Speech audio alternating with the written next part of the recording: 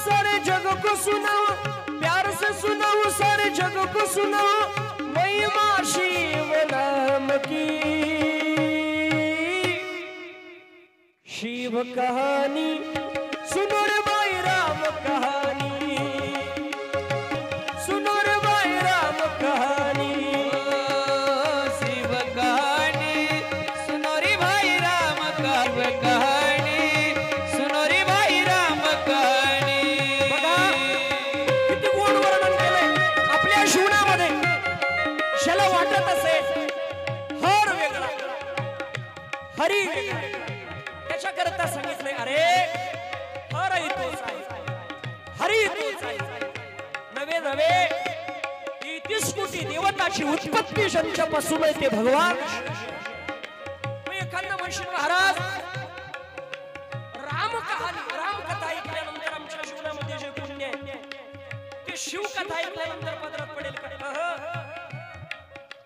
शिव कथा श्रवण करा किंवा राम कथा श्रवण करा, कृष्ण कथा श्रवण करा, कुठली कथा श्रवण आपल्या पदरामध्ये सारखंच फळ आपल्या पदरामध्ये पडल्याशिवाय राहणार नाही। या उलट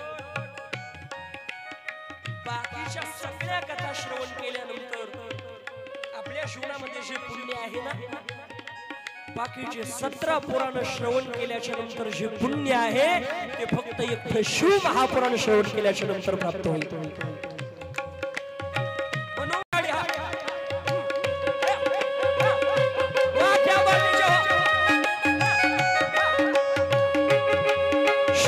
कहानी सुनो रे भाई राम कहानी, शिव कहानी सुनो रे भाई राम कहानी, रे भाई राम कहानी। शिव कहानी सुनो रे भाई राम कहानी। प्यार से सुनाओ सारे जग को सुनाओ। राम कथा ऐकल्यानंतर सारखंच पुण्य, शिव कथा ऐकल्यानंतर सारखंच पुण्य। पण ऐकताना एक नियम आहे, ते प्रेमाने श्रवण केलं पाहिजे।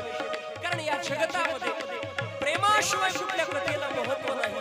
महाराज म्हणतात नामामध्ये सुद्धा प्रेम महत्वाचं आहे। प्रेमे चालीला प्रवाह हो, नाम लोकलबला हो, किंवा प्रेम सुख दे, प्रेम सुख दे, प्रेमाविना नाही समाधान।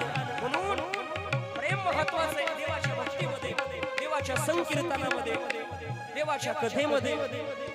या जगतामध्ये तुम्ही कुठली कथा ऐका, शिव कथा ऐका, राम कथा ऐका, पण ऐका ना प्यार से सुनाओ सारे जग को सुनाओ, प्यार से सुनाओ सारे जग को सुनाओ महिमा राम नाम की, महिमा शिव नाम की। शिव कहानी सुनो रे भाई राम कहानी, शिव कहानी सुनो रे भाई राम कहानी।